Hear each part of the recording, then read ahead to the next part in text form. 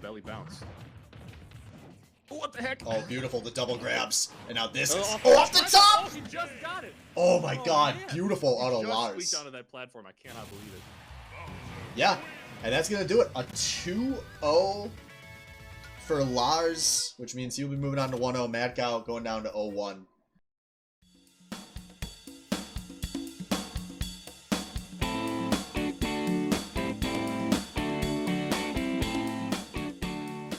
Ladies and gentlemen, welcome back for another episode of the Baddy Cafe. I am here with Albino Joe. Albino Joe, how you doing? Doing well, man. This is we just finished the first part of the second stage of Swiss. Did I say that right? Yep, it's the first week of the second stage of Swiss. This is Division 1 Swiss. This is where the big boys come out and play. Yeah, man. And all the matches that we saw last week were crazy hype. Like crazy hype. Like oh man. We saw more game threes, I think, on this night than well, I shouldn't say that. It wasn't more, but it was definitely a lot of game threes compared to how many we used to see on average in the first round of the Swiss. Yeah, you're definitely not wrong there. And even the ones that... It's one of my favorite memes of being at a tournament. It was like, oh yeah, it was 0-2, but it was close. We had some close 0-2 games. We did. And we'll be getting into them later, but for right now, though, Joe, let's talk about our showcase player. And this time, it is the first player to ever have 2 showcase player awards. We have Lars as our showcase player of the week. Yeah, man. Like Lars is a hard hitter, man. He'll play the thick boys. He'll do well on the thick boys. Unfortunately, I think in previous seasons, Chai, we were talking about this. You brought it up shortly before we started recording that he just had some unfortunate bracket luck going in. But this season, going into this second stage of Swiss, he beat Mad Cow out the gate 2-0. When I was looking at the people who I was thinking of who should be the showcase player, I looked at my 100% non-controversial power rankings for week 1. And most of the games went to chalk. A lot of the people that should have won did win. There were 3 quote-unquote upsets. They weren't really upsets because they were like right next to each other on the player rankings, but technically upsets. There was, of those 3 though, there was one that was certainly an upset. I had Lars as the 12th best player out of 16. And Mad Cow 7th, with the stipulation that Mad Cow is either going to perform fantastically or look like hot dookie poo-poo on his week 1 because he hasn't had a lot of practice. You know who has had a lot of practice and who's you can tell has been putting in the work? That's Lars. He beat someone 5 spots above him. You better know next week when I record the Division 1 power rankings for week 2, that boy's moving up. Yeah, that he should, because I mean, what past top 8 performer Mad Cow. Granted, again, with the big asterisk, not practiced. He could probably turn on the afterburners if he felt it in him. Could happen, might not happen, who knows. But Lars is already well practiced. He's well rounded. He got the 2-0. And watching those games, they were close. But I mean, Lars proved that Bowser's the thickest boy. So step off. Yeah, congrats to Lars. You can talk to KK. He is the biggest stan of the Lars Fandom. KK is the biggest part. You can ask KK about this. He's the biggest fan of Lars. He thinks he has the utmost potential, and I think it was definitely shown in week 1. Congratulations, Lars, for being the first 2-time showcase player of the week. Hell yeah. So, you know how we recap matches, Joe? I do know how we recap matches. Sometimes it gets kind of long, right? A little wordy. Oh, dude, we're long-winded. We're insufferable. Yeah, I don't even... When I'm editing these videos, I don't even like the sound of my own voice. I just want to generate silence over all of it. But we got a solvent for that. We got a way to fix this. Joe, what did you... here's what we're going to do. And you did your homework for this, and I'm very proud of you. Give this man a sticker, put it on the fridge. This man put in the work. Albino Joe, you went over every match on Wednesday. Sir? Took some notes. Yes, sir. I am going to give you 1 minute, 60 seconds, to tell me as much as you can about each match. Yeah, I could probably do that. You think you got it? It's gonna be pretty bad, but I think 60 seconds is a lot of time to fill, but I think I could fill it. I could do it. I will give you a warning when there's 15 seconds left, and when you run out of time, I'm just going to say, or make some sort of recognition that, yeah, stop it. Stop it now. All right, you ready? Let, let's do it. Buckle up, boyo. First game, KK versus Head Reaver. Okay, Go. KK, you know, he rocked. Zed thought he was rocking some Splatoon 3 character or something like that, but it was actually me, Gunner, and he got baited pretty hard there. However, Reaver's Marth looked really clean, especially his offstage game in that matchup. But in the middle uh of the game, there was a huge one for one that KK was able to do with that me gunner and up special that got that last stock. Unfortunately, Reaver fell into a forward smash after getting forward smashed previous to that forward smash for his last stock, so he just got double F smashed and it was awful in the first game. That scared the win for KK. And then Reaver picked Spring Stadium as his counter pick.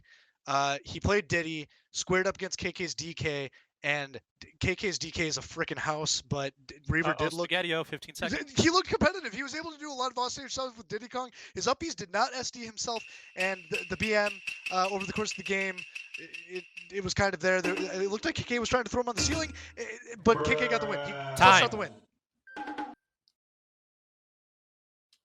Alrighty. One thing I'd like to say, Twitch chat was very speculative on this. We thoroughly believe that KK's Inkling Me was modeled after his own face. He did not make a generic one. He made himself as an Inkling. I love it. Game 2, Mulletzor versus Blaze. Do it. Go. All right, so Blaze's Incineroar, it was like throws galore, man. Command grabs, Alolan whips, whatever they're called, against Malitzer's Dwarf.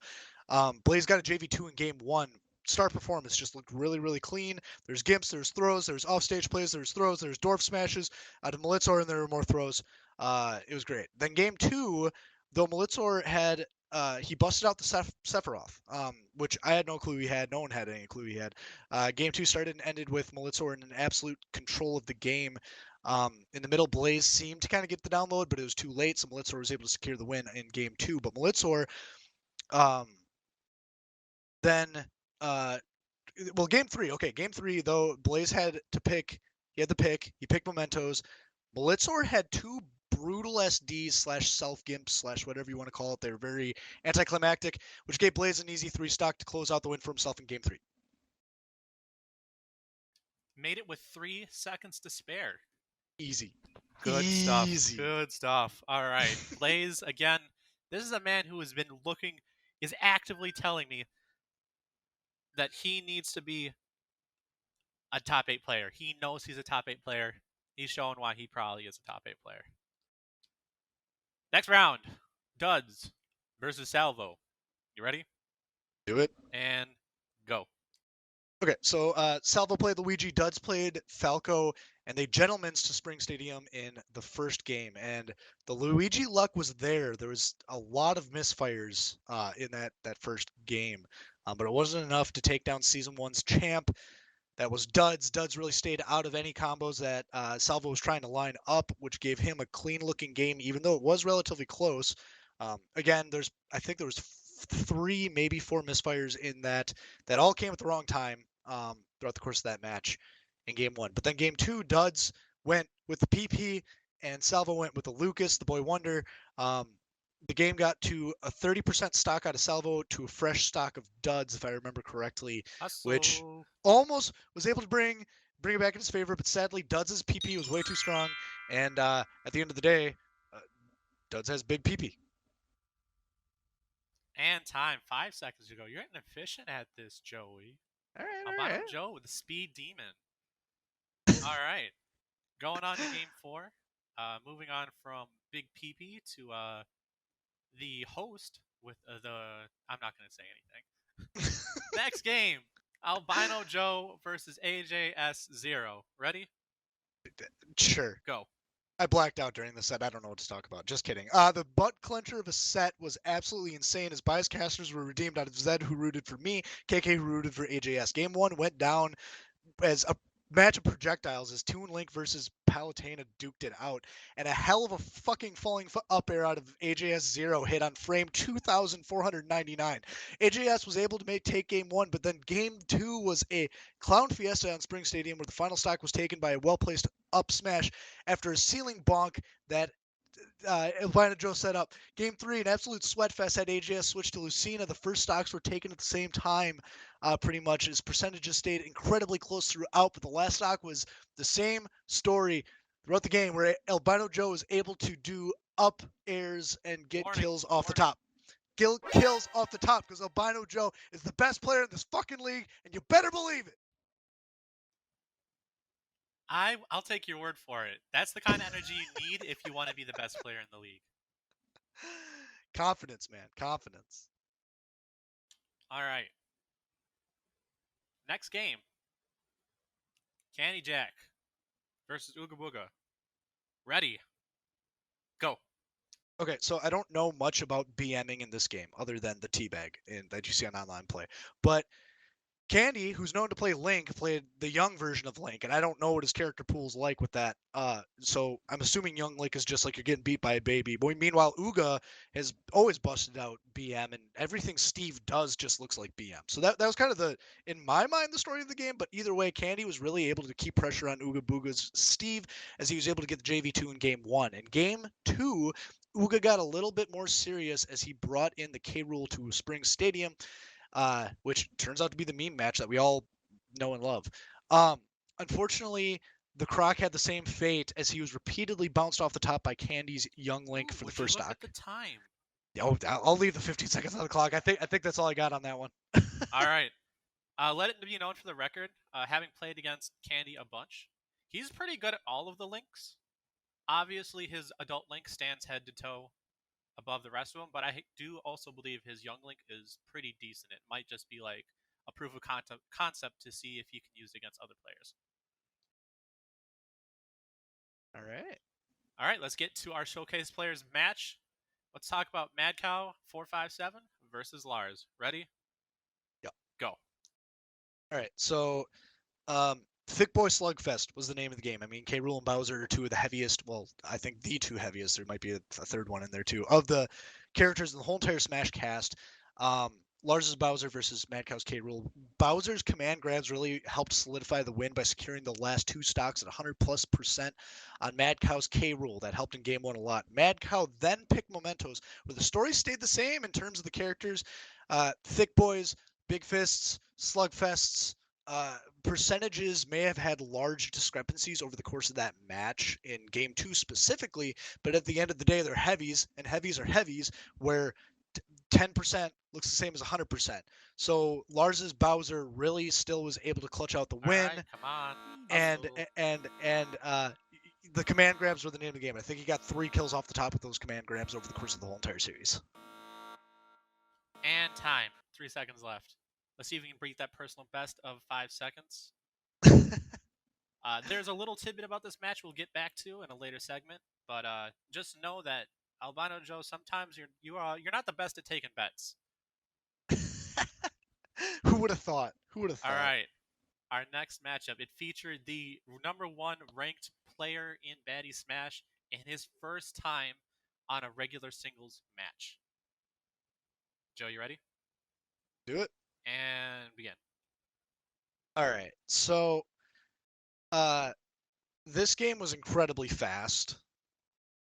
There's some stuff to talk about. Muse Steve did lose a stock to Zed in the first game, which is huge. But his Steve is really good, even though everyone says his Greninja is even better. So I don't even want to see his Greninja if his Steve is just quote-unquote good. Talking about Alpha Mew here. Unfortunate for Zed, game 2 went out in 51 seconds, where Alpha Mew was able to pretty much speedrun Zed's Dwarf for a world record. So if anyone out there wants to compete with Alpha Mew on speedrunning Zed's Dwarf, contact him. Zed likes speedruns. And Alpha Mudes is really fucking good. You know, I didn't give you the 15-second warning because I wanted to see if you could just naturally end it at a minute. You did. Congratulations. All right. Now time for you to milk my ego. Oh, dear Cax God. versus Chai. You ready? Yeah, let's do it. And begin. All right, so yeah, Cax vs. Chai. Chai debuted his Bayonetta against Cax's Alamar, which looked good on the Gentleman's Agreement of Spring Stadium for the game one. Game one was incredibly even as the first few stocks, but Chai really put on a clinic on why Bayonetta is a great counter against Alamar. Stroking your ego here, buddy. Witch Time was a great tool when dealing with the Pikmin, where it was it pretty much just stopped the Pikmin in general, but it also slowed down Alamar if he was in the vicinity with the specific cases. Duds did address this in the matchup, so that's where I learned that. Thank you, Duds. Shout out. Spring Stadium had a few saves in game one for Alamar, but Chai was able to power through it and get the win. Game two was more of the same. Oh, where I'm so Cax close, Joe. Keep was going. more Give me in 15 the seconds. game. Cax was more competitive. At the end, both players had 0% of their last stocks, where Chai was in the driver's seat and clutched out the win, and he did it with style. And time. 4 seconds left. Let it be known, I actually first started getting into Bayonetta when I was just doing random internet tests with Cax, and I really, really, really liked Bayonetta. And I've continued to like her, and this is not the last time you're going to see from her. This was not like 5D dimensional chess counterpick for Cax. This is a character I've been labbing for months now. This is not the last time you're going to see Bayonetta. You put on a clinic, buddy. All right. At 9 o'clock, we had Head Reaver versus Mullitsor. This was the first 01 versus 01 match of the night. You ready? Do it. Go. All right, so Head Reaver and SD's name a more iconic duo. No, I'm just kidding. He's not that bad, but he has had a fair share of bad luck in the this season here. Head Reaver had an SD to start, which wasn't great on his Marth. Mullitsor was able to keep that momentum going, quote unquote, skillfully in his favor, where all he needed was one well placed up smash and a ballsy 1-for-1 trade with a side B that picked up his last stock, Reaver's last stock, as he had the advantage. Then game two saw Reaver's Zelda fight for herself without the help of Link against Mulitzer's Dwarf.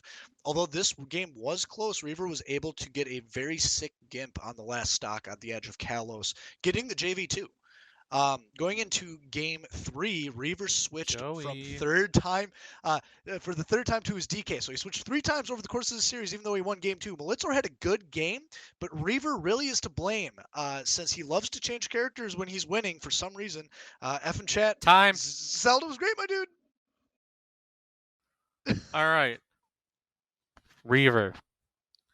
I am talking very heavily in my mic, and I'm talking directly to you.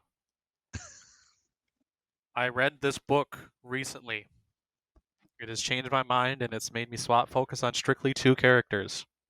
It has also helped my thought process just in competitive games, and I cannot recommend it any further. Head Reaver, this is directly to you. You need to read the book The Inner Game of Tennis by W. Timothy Gowley. Go find it at a library. Go get it on Audible. I don't care. Read it. You, of all people, really need it. Let it be known. Rant Reaver. over. I'll get the mic out of my. I'll get the mic out of inside of my mouth, but Oh my god. rant over. Next up on the list, we had Salvo versus Mad Cow, and I thought this was probably going to be the most volatile match of the night. You ready? Sure. Go. Okay, so Salvo versus Mad Cow. So Salvo Lucas, who had a hard time edge guarding Mad Cow's Croc edge guarding, ledge guarding, whatever it is, which is strange because normally Salvo's Lucas is an expert at the PK freezes, at the PK lightnings, and he was using the lightning a lot more than the freezes when he was trying to get Mad Cow off the edge, which really it never connected. He did a lot of it, but it never succeeded for him. So in the end, Mad Cow got the win in game one by slamming the poor boy with his big old belly on a dash attack. Game two saw Salvo's Luigi, which, I mean, I like his Luigi a lot better than his Lucas, quite honestly, but I understand why he picked Lucas in game one against the Croc. But the Final story Jeopardy, of that, but just bruh noises. ooh, the story of that misfires never happened. They didn't happen. Game 2, he didn't get a single one. I think they were all used up in his match against Duds earlier on in the night, which is very unfortunate because the Luigi luck is what gives him the wins, and Salvo couldn't clutch it out that way. Time. Oh my god. That's when you almost got that final point. You're slipping a little bit. That's 2 now. Oh. To get back on track, you gotta beat 55 seconds. That's your personal best. I think you can do it. Second to last match of the night, we have Ooga Booga versus AJS0. Ready? Let's go. Go. All right, so Uga versus AJS. Every time I watch Uga play, again, Steve, I don't know if he's BMing or if he's just playing. That's just the nature of his character. But game 1 was about the minecarts. Steve's first kill was with a minecart gimp that caught AJS, took him off the stage, and killed him. Second was with a minecart setup where AJS was able to mash out of the minecart, and then Steve got an up smash. Uga got an up smash after that. Perfect setup. And then third was the minecart smashed into AJS's forehead with Uga in it. So game 1 was all minecarts. Game 2 went to WarioWare, where AJS hoped to get more confirms before Steve's Mimi shit came out. So I really like that WarioWare pick out of AJS, but sadly Uga got the win with a diamond pickaxe, back air, forward air. I don't know what Steve does. Come on, Joey, let's but- go. But it was with the diamond with the diamond item. You got it. And time. You're tied for your personal best, 55. Okay. All right. And we have our last match, and this is what I would call the second biggest upset of the night. We have Zed versus Cax to close out the night. Ready? Sure. And start. Okay, so firstly, I think this was the biggest upset of the night, in my opinion. But that's just my opinion. The expectation was Zed's Dwarf was going to get absolutely bodied by Cax's Alamar, but strangely enough, that was not the case. Zed, riding the momentum of his Player of the Week status last week, won game 1 with a solid down air 2-frame and a taunt photo finish. Sorry, down B, and then he taunted for a photo finish at the end. But then Cax picked Spring Stadium for game 2, where Zed gave up an early SD, and that kind of threw the match for himself. Game 2 was just an absolute throw. But game 3 was brought to WarioWare, where Dwarf shines. Good pick out of Zedicus. 4 stocks were taken in under 30 seconds in this match. It was super explosive. It was one big hype train for pretty much a minute. And then the last stock was super close to even, but Zed got the win with a Dwarf down B train. All right. I totally forgot to warn you, but you did fine anyway. You still had 4 seconds left. You're getting close. Maybe next week you beat that personal best. Easy. I like it. I like the segment. All right, I like it too. Cax is definitely a surprise to be 0-2, but that gets into our some of our segments here. Joey, do you remember what we did last week? We did a lot of things last week. What the invitational? I asked you a couple of questions. Bets, if you will, side bets. Ooh. I want to go through them for those who watched last week. Here's where you got right, and here's what you got wrong. Blaze's side B accuracy. Oh God. This one's a little controversial for 2 reasons. One, everyone's internet connection is a little different. And 2, I noticed at early percents he would purposely do the late hit so he can start juggling them with up airs. But Blaze's accuracy was 6 and 11. So you missed on that one. You thought it was going to be higher than 90%. Yeah. That is true. I mean, like, just to be clear, man, like, his game looked really clean, but yeah, he wasn't hitting those, which when I was watching, I was kind of thinking about that. I'm like, ooh, what's going on here? But yeah, now that she said that he was looking to do the juggles, I didn't know if he was trying to kill off the top or what. Another one you missed, and this one I actually thought had a very good shot. In the match of Salvo versus Duds, you said that 4 or more side Bs and up Bs would be kills for Salvo in that set. He would kill with either a combination of 4 side Bs or 4 up Bs. he did not kill with a single up B or side B in that set, and he was able to bring duds down to, like, it wasn't like he got 3-stock. He just used other forms of killing. Yeah. Yeah, Duds really mitigated that combo game out of Salvo in that matchup. That was really impressive out of him. I'm not even mad about that one. Last on our overs and unders, Mad Cow and Lars. Do you know what you said? They'd be under 150% for their average death percent, for their average percent they had before they lost their stock. It was over, wasn't it? It sure was. There was one stock where Lars lived to 200%. To fill you in, those Lars and K. Rool are the two heaviest characters in the game. The average, it was real close. It was 156.9%. So you missed it by the nice number. Alright. I can live with that. All right. Something that was a blessing to both of us, but is another bet that you missed on.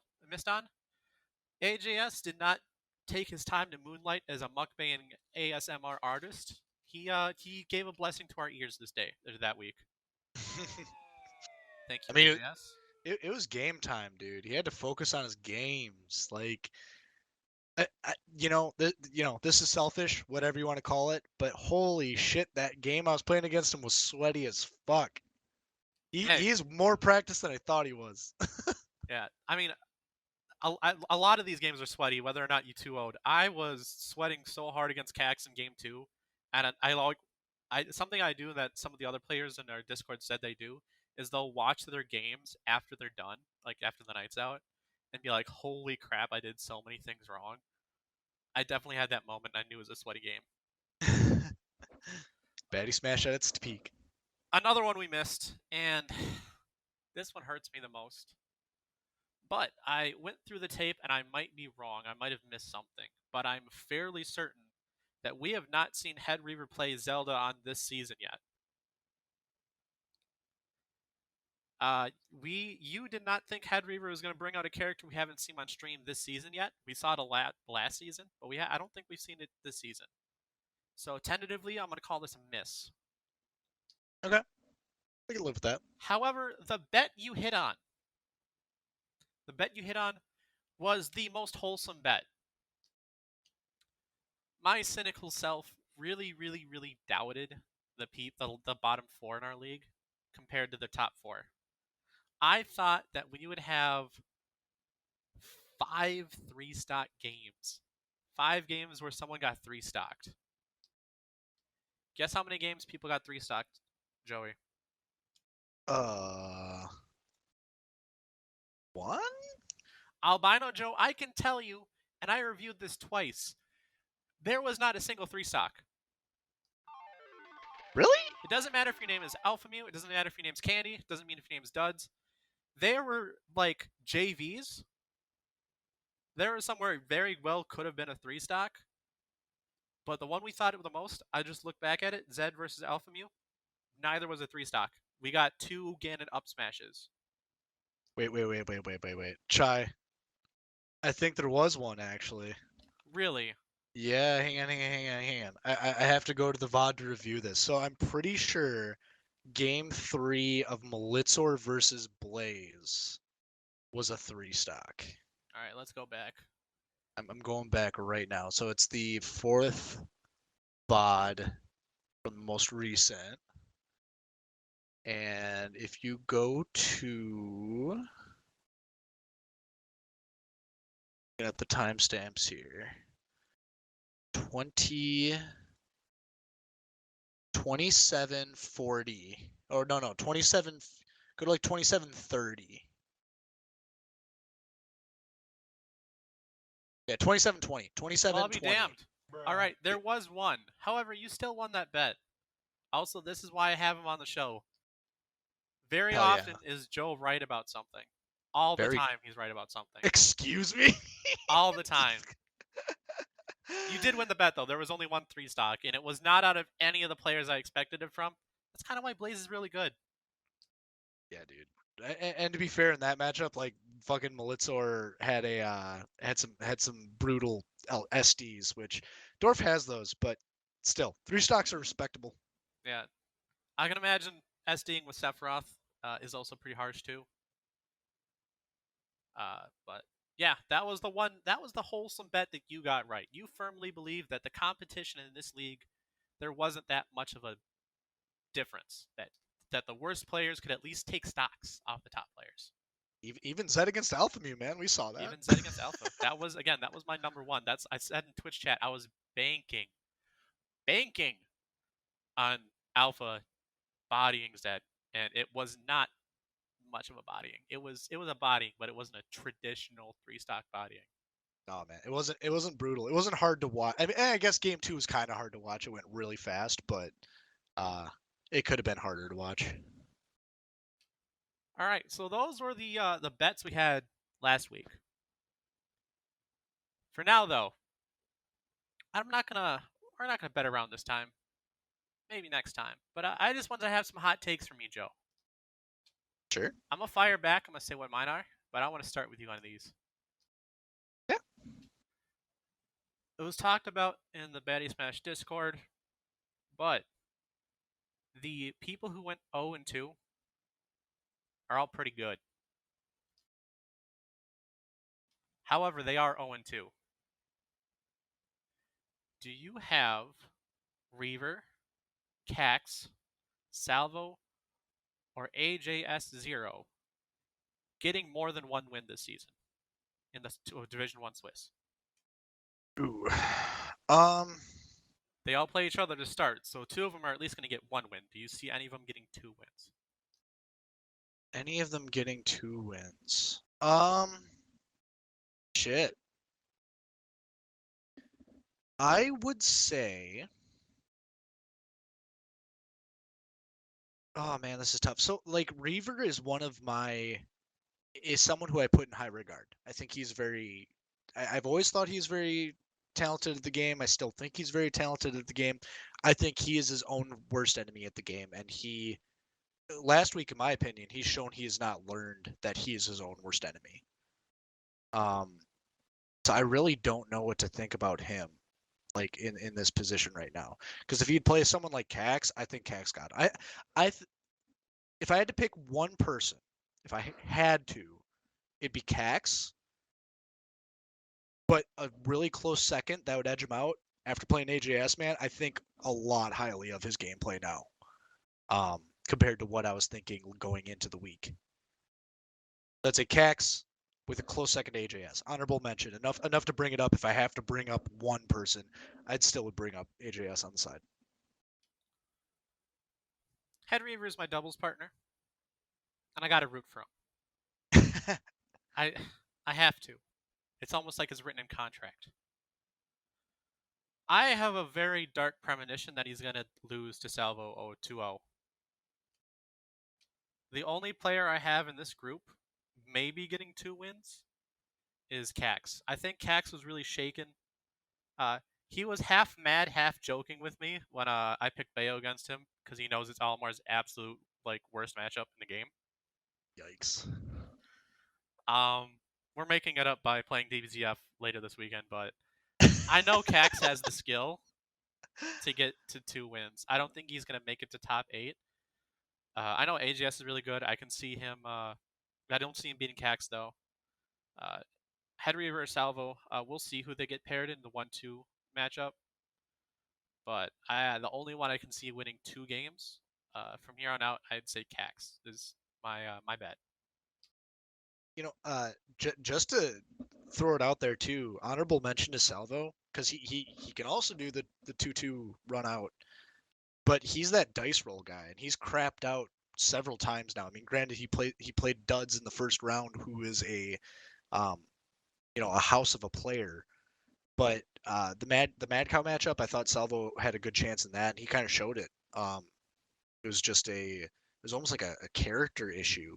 Where in game 1, Lucas isn't necessarily the best against K-Rool in general, but then game 2, to not get a single misfire as Luigi, I think he just crapped out on that. So maybe his luck is getting saved for the next matchup.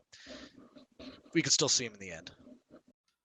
I think so too. I think eventually the bones are gonna have to roll his way. I think Reaver is gonna shit the bed. I think it's something he's famous for. He's my favorite bad player, and I think he's taken the place of Wang as the Division 1 gatekeeper. Maybe. I think if you can beat Reaver's 5th best character, you belong in Division 1. Who he's gonna give it? He's gonna throw that 5th best at you too in your fucking matchup. On the opposite side of the standings, though, in both Swiss divisions, there's only going to be 2 people to make it out with a 3-0 record. Who is going to make it out? Who are the 2 players who are going to make it out with a 3-0 record? Well, I'm glad there's 2 people because we know one of them is gonna probably be Alpha Mew. Good luck next week. But we all suspect he's the absolute. Yeah, he's just gonna come in swinging, come in hot. On the other hand, looking at the other matchups, KK Blaze, Duds Lars, me and Candy. Candy would probably. Man, this is just rooting back to the top 3 that we've been talking about, Chai. Like Candy or KK is going to be that other one, and I think it's going to be a question of when the 2-0 round occurs, who is going to be playing Alpha Mew? Because if KK has to play Alpha Mew, we might see a repeat of the Chai Invitational happen. And if Candy's the one who's playing him, then it's going to be a new video for us to watch. But I think he would suffer a similar fate. So I don't know how that's going to end up. And I guess that's my answer. Joe, I'm feeling a bit disrespected here, but I have to agree Alpha Mew is probably going to win. That's at least one of them we can agree on. However, I think the Candy Jack versus Albino Joe match and the KK versus Blaze match are both really interesting. You played pretty decently. I mean, of all the people who played against Candy Jack in the playoffs last season, not named KK, you put up one of the best fights. Yeah, which I don't think anyone saw happening, but you put up a very good fight against Candy Jack, who placed 2nd last season. I played him twice in the bracket, and that first one I gave him a run for his money for sure, but the second one he had me downloaded, and I think that download's going to carry over unless I don't know, unless I can wipe his hard drive quick or something. I don't know. Grab the magnets, man. Grab the magnets. Yeah, I guess so. To disrespect you, though, I actually think Candy Jack's going to be the 2nd person going out 3-0. Not because you're awful. You're pretty good. You're top 5 for a reason. But I am going to stand right here and I'm going to say with confidence that Blaze will at least take one game off KK and make it a game 3 set. I think KK may slip against Blaze. I think the heavy fight is real volatile, and I've seen Blaze consistently do very well against heavies. I have Blaze. I wouldn't call him he's not the favorite, but I think he's got a real bet and chance to beat KK this week. That would, in my opinion, I mean, again, nothing against Blaze's playstyle, but KK, 2-time champion of the Baddy Smash League, I think that would be a massive upset if Blaze could pull that off. I'm just saying, what KK sees in Lars, I see in Blaze. I see someone who's definitely way better than people think. All right, I can respect that. So I have Candy and Alpha coming through. Sure, I actually probably would agree. Candy and Alpha, with, again, as I have to do the honorable mentions on the side all the time because I can't make up my fucking mind about anything. KK. All right, going into this though, we're hyping up this man, but last week we were talking about people getting 3 stocks, and we hyped up Alpha Mew potentially double 3 stocking Zed. The man is slightly slipping off his pedestal because he lost 2 stocks to Zed. So we're going to move on a little bit deeper. Do you think Alpha Mew is going to drop a game this week? Do you want to know how I really feel? I do. No, absolutely fucking not. This guy's way above our pay grade. Like, holy fucking shit. For real though, like Zed, there were moments where Zed had the ability to kind of get in a little bit, but a solid 95% of that matchup, it was Alpha Mew just styling on him. And I mean, yeah, Zed is not a top 8 player, top 8. He might have finished top 8 in season 1. I don't know. I'm just BSing at this point, but he is not as good as he used to be, even, I would say. So it's hard to gauge off of that match in general. All the information I'm basing my judgments on are from that invitational try, that crew battle, where I saw something that I could never unsee for the rest of my life. Something that's going to stick with me until I'm on my deathbed at, 89 from, whatever people that are 89 die from. Alpha Mew put on a clinic on how to beat KK. And I think that's just going to be his MO for the rest of the season. You want to know my spiciest take of the night? Oh no, what is it? So, do you remember when I said we people in production, we speak to each other on a production level. Sure. And I had to tell the squad good news. I can now spectate matches. The glitch is gone. Do you know what happened the night that I found that out, Joe? What night? That night when I found out I could spectate games properly, I was playing friendlies with Alpha Mew. It was me, Duds, and Alpha. We were all getting ready for the the Chai Invitational. Okay. Do I think I'm going to beat Alpha Mew? Certainly not. But both my Cloud and Bayonetta that night, and it's friendly, so they don't matter. But my Cloud and my Bayo have taken games off of his Steve. Okay. Now, hold up. They matter, Chai. Don't say they don't matter, because, yeah, friendlies are friendlies, but there's still something in those games. His Steve is insane. His Greninja is insane. And they're definitely the best character picks in this league for the best player in this league. But it's beatable. I've seen that they're beatable. Huh. So I am hottest take of the night. And I know Alpha Mew probably doesn't watch this show. So I'm going to shit talk Alpha Mew right here. Watch out, dude. Watch out. I have a very strong really strong belief this is going to go 2-1. Also, I've been hanging out on the Steve Discord and the Bayo Discord to get ready for this match. I've prepped for exams less than I've prepped for this match. I was gonna say don't say that too loudly, but yeah, if he doesn't listen, fuck it. And Alpha, if you do listen, I'm coming. I'm coming to get you. Oh shit. Right. For real though, man, that'd be really fucking hype if you take games off him, because everyone. I mean, yeah, we're hyping him up, but we're not the only ones. That'd be sick. All right, this one is. I'm gonna. I said I wasn't gonna include a bet, but this one sounds more like a bet than a hot take.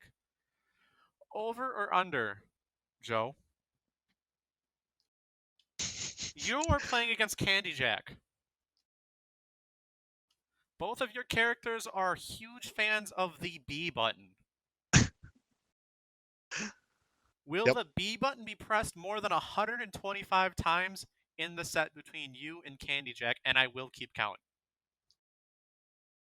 Oh man. Well, okay, so I take it it's red inputs. It's not Yes, red inputs. Because I definitely smash it like a freaking like I'm feral. 125 times between the two of us. Across the set.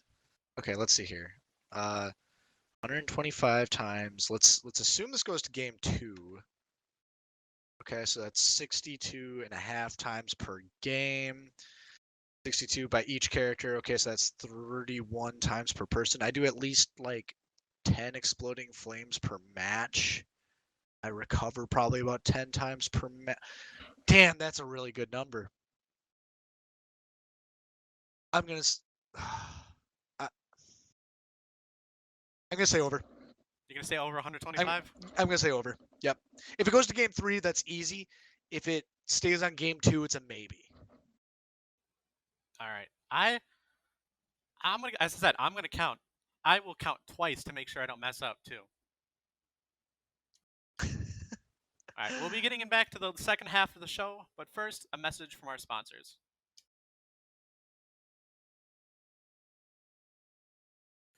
Do you hear that in the background? Yes, the sound of construction. Whether it's dirt blocks, wood blocks, iron blocks, stone blocks. We can build almost any block to fit your need to protect you from the elements, whether they be Falco lasers, Link boomerangs, or a flurry of dash attacks. Alpha and Obuga Construction Company can fill your needs and square off any job that needs done. Thank you for sponsoring the show, Alpha and Obuga Trading Company, Construction Company. And now, back to the show.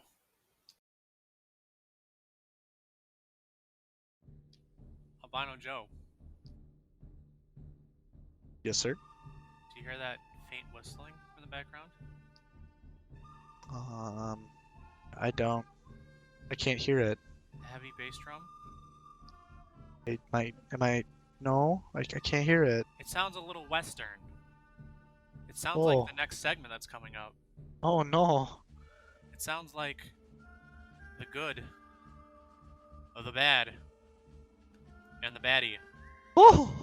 Joe, I want to make sure I wrote everything right on the script. How is baddie spelled? I'm reading a Y. Ah, damn it. Is it IE? It's IE, dude. Damn it. It's All right. IE. Gosh darn it. All right.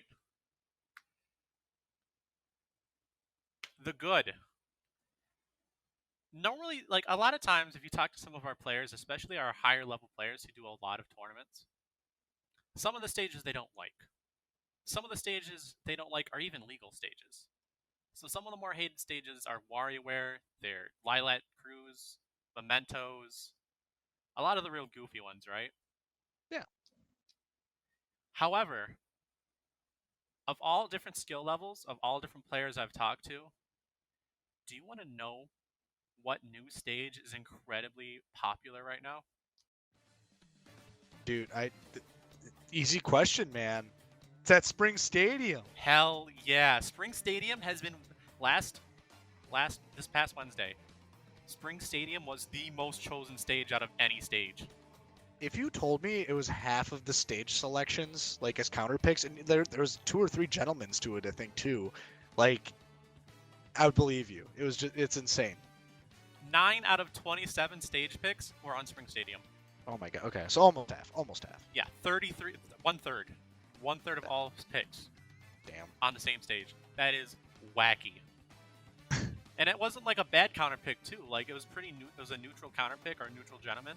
It's not like WarioWare where the person who picks it almost always loses. Shout out to Zed, you picked it and you won. But yeah, it was a really good neutral stage. The only thing that's a pain on that stage is the ceiling. But I think the ceiling is perhaps the most fun thing out of our wacky stages. Like Part of the baddie, dude. a lot of us hate slopes. A lot of us who play a particular character that has certain combos or certain hitboxes, the slope ruins some of those combos.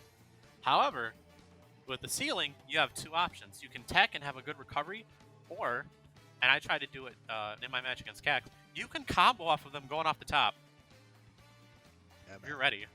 I think this stage is awesome.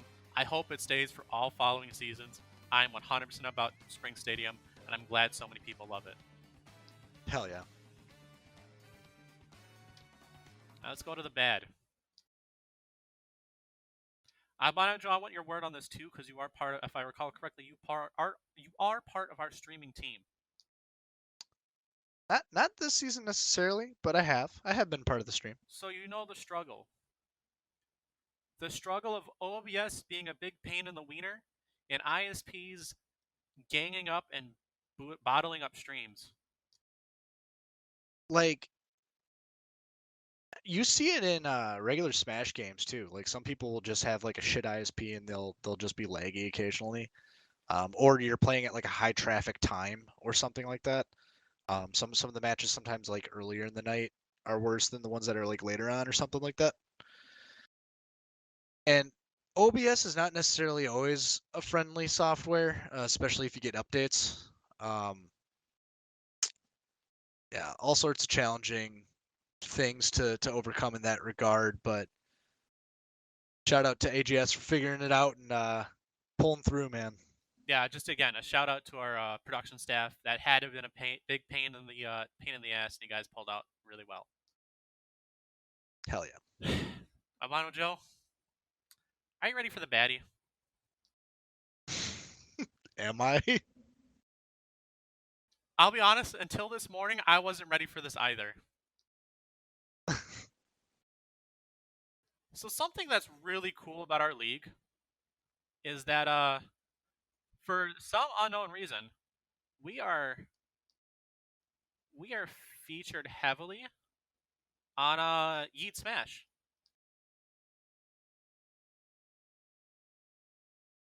It happens pretty regularly, kinda, right? I mean, it's not uncommon. Yeah, way more for our league than I would expect. Yeah, same.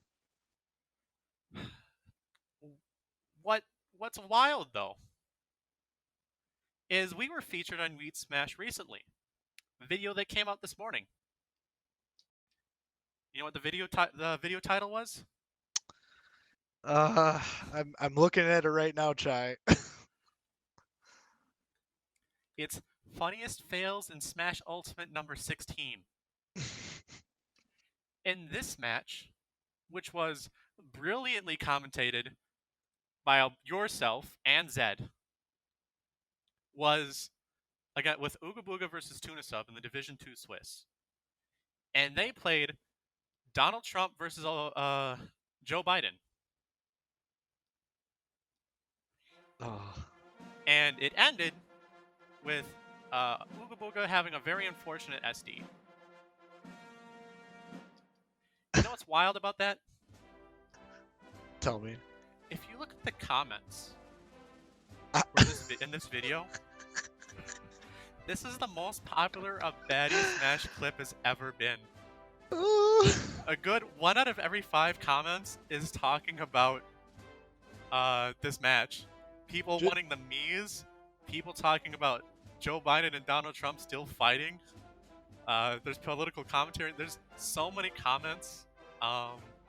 It's so good. Just to quote a couple. I'm looking at them right now. There's just one that's just simply quote unquote too close to call. Quote unquote, was it rigged? I demand a recount. And mind you, if you guys haven't seen this clip yet, it's a solid, I don't know, 30 seconds, maybe a little bit more, of an 8-minute plus long video. And another comment, this guy, the parent comment, what is this? LOL. Child comments below it, a metaphor. Art reflects reality. Biden won, LOL. This is scary. Just all sorts of silliness going on with all these comments. It is top 10 anime battles. That's another good one. Like So of course, in baddie culture, few things represent baddie Smash culture more than our most popular clip being in a fail compilation. And it'd be between Joe Biden and Donald Trump Mii's. That's the baddie. Congratulations, Tuna Sub and Albino Joe. You're a Yeet Smash famous. Dude, and Zedicus myself, as well as Ooga Booga in there too, like, and all the baddie Smash, like, guys, without you, like, we wouldn't be making these kinds of celebrity status, you know, whatever the hell you want to call it. I don't even know what you want to call this. It's funny, it's great, it's our community, and I fucking love it. All right. And last for tonight, we got a lot to look forward to tomorrow, or not tomorrow, next week. A lot of good matches, a lot of standing to be reorganized, and we're going to have people eliminated in heartbreaking fashion. We're going to have people go on to the full top 8. But looking at it now, Albino Joe, what are 2 matches that you're really looking forward to? Ooh, one of them would be AJS versus Cax. Definitely same. You want to go deep into it? Yeah, like just touching on it, like, again, having played AJ, like, it's kind of funny because these are the people that we both kind of knocked down, that we're both rooting for. So it's kind of funny in that regard. But AJS is significantly more talented than I thought he was going into the week. And Cax, his story has been that his internet was fixed, and he unfortunately was having some struggles against some of these, against U and Zed. But I I think Cax edges out AJS in that matchup, but I would definitely not be surprised if AJS wins out. I'm really biased on this because AJS has found ways to be able to play more friendlies with more people, which I'm a huge fan of, by the way. He used to be a rose in a desert, a real hidden gem that you can only play with once a year in friendlies. And I've been able to play him recently, and he knows his stuff. He's a good Lucina. So him being an O2 is surprising, but for me, surprising almost to the point of being disappointing. And you mentioned how both of us are responsible for the place they're in right now, partially. Yep. I've played thousands of games with Cax across multiple Smash titles. I know he's really good. Him being down here, congratulations to Zed, by the way. You're still probably the biggest anomaly in the league right now. I know Cax is better than this. I have him winning at least 2 games. I think he pulls himself up from his bootstraps, and I think he moves on to beat AJS. I think it's going to be really close, as you kind of said. Olimar does struggle against Swordies, but I think this is going to be a fantastic match to start off the night. One more thing to add. My match with AJS, crazy close. AJS against Uga. The story of that matchup, from what I saw, was that AJS didn't know how to deal with Steve. It almost wasn't even a skill question. It was just a question of how do you punish the 8-bit dude who's putting you in a minecart every 10 seconds. So it was a question of game knowledge almost at that point. So when AJS plays Olimar, it could go back to that game knowledge question, but Olimar's definitely been out for a while, and he's not as unconventional as Steve is. So AJS definitely will have a leg to stand on in that matchup. But yeah, it's a coin flip. Yeah, that's again, we're starting off the night really nice. Another match I'd like to talk about, one of mine, is the very first match of the night. It's Head Reaver versus Salvo. And this is a tale of 2 stories. This is Head Reaver who can't make up his goddamn mind on who he wants to play, even though we know what characters he's good at and what character he's not good at. Versus Salvo, who, almost aside from certain matchups, unanimously plays Luigi. Unironically, I thought Salvo would be a good coach for Reaver just to make him settle on 2 characters. When Head Reaver was thinking I should get a coach, yeah, I could have Salvo coach you. Yeah. But maybe not right now, because you have to play to not be eliminated. You have an MXC moment right now, and your goal is to not get eliminated. Head Reaver, I say match of the week in a really painful way, because I'm going to watch this match, and this man's going to swap between characters like I did against you last season in the playoffs. And it's not going to be a smart swap. It's not going to be a practice swap. It's going to be a bad one, and he's going to lose if he does that. I know for certain there are certain characters. I'd trust him with Zelda. I would trust him in Marth. Aside from the anomaly against Afghan Bob where he killed himself twice in a minute and 15 seconds, I give credence to his Diddy Kong. The rest of it, go home. I swear if he picks Zero Suit Samus against Salvo, my head will explode. But I think that's going to be, for all of the right and wrong reasons, a really entertaining match. Do you know if Reaver listens to these podcasts often? Off and on again. Okay, because I'm just thinking of his head in my head right now. The shit out of him tonight. You are, but if he's listening, hopefully something gets through. Like the boy has played I don't know, 15 characters of the cast. Okay, not that much, probably 10 characters of the cast over the course of the season so far. Most people like myself, I have 2 characters, and I rarely bust out that second one. A lot of people normally only have 2. Sometimes they have a third pocket pick, quote unquote, that they're well practiced in, but they're not going to wow everyone with it. It's normally a counter pick or just to shake things up. And Reaver's over here busting out fucking 10 or 12 characters. Buddy, slow your roll a little bit. I think Reaver on paper has the skills to beat him. I don't know if he has the mindset. So I actually have Salvo winning this one. Joe, what's It'll be another match you're close. looking forward to? So all right, so this one kind of, in my opinion, is plot armor. Zedekis versus Uga, and I'll tell you why. So Uga Booga's been playing this, Minecraft Steve dude that none of us understand, and it's getting all sorts of silliness going on with whatever he does. But Zedekis has kind of had plot armor going into all of these matches. Sure, he lost to Alpha Mu, but he wasn't as bodied as people thought he was going to be. At least as much as I thought he was going to get bodied. Then he beats Cax, which I was convinced that was going to be a one-sided match. And he even beats him with style. Now he's playing Uga, and I don't know what the hell's going to happen in this matchup, but if the Dwarf is out on Zed's behalf, it's going to get spoony. It's going to get weird. There's going to be some BM. There's going to be some taunts. It's going to be a fun match to watch. And to end all of this ranting that I'm doing right now and put it with a nice little bow and a present, Zedekis said that I might be the main character of Baddy Smash Season 5. I think Zedekis is the main character of Baddy Smash Season 5 because he is not going out of any of these these Swiss brackets, and he very well might go in to the top 8.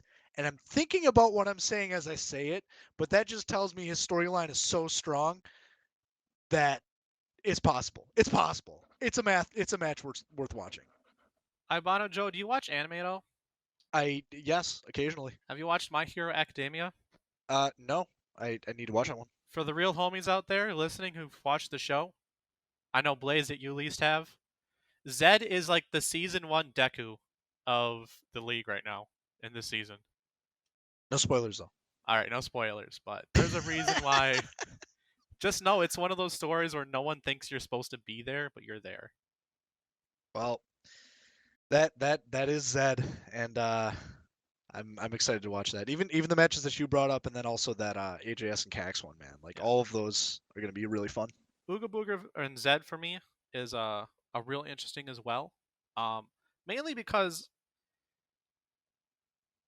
compared to Sephiroth, which is a character we've seen a lot too, it's a lot harder to understand how to fight Steve than it is to understand how to fight Sephiroth. It's a lot harder. So if Zed can somehow get even a minute amount of Steve experience, it's going to help him a lot. Because that one, if you've not done it before, is a mind-bendingly difficult task, is to play someone who knows what they're doing when they're playing Steve. Silliness. Lastly, shoutouts to Duds and Lars. I'm not going to go too deep into it, but I think Lars, you are the that's going to be Duds and Lars, KK and Blaze. They're right next to each other, 7:30 and 7:45. Those are my two choices for what are likely to be upsets. Ooh. If there's going to be any upsets this week, it's going to be KK and Blaze or Duds and Lars. I could see it. Cool. All right. Any last words tonight, Joe? Nothing I could think of. Well, hey, I'm going to be really excited for Division 2 Swiss. I think the thing that excites me the most is that compared to like being in the playoffs, when it was like a 16-person playoffs, I can lose and I'm not going to be that mad. I can drop a game and I won't be like pooping my pants out of nervousness. Like, oh no, I'm going to lose one more and I'm out. No, the second stage of Swiss lets you really flex your guns, really helps you, takes away some of the nerves of that first loss. So that's why I'm not really counting out anyone yet, because they always have a second chance when it comes to Swiss. Yes, sir. Don't go 0-3 or don't go blank 3. Like it's the one goal. All right. Joe, it's been a pleasure. Hell yeah. This has been Chai. I have been Albino Joe. And thank you for tuning in to the new and improved Baddy Cafe.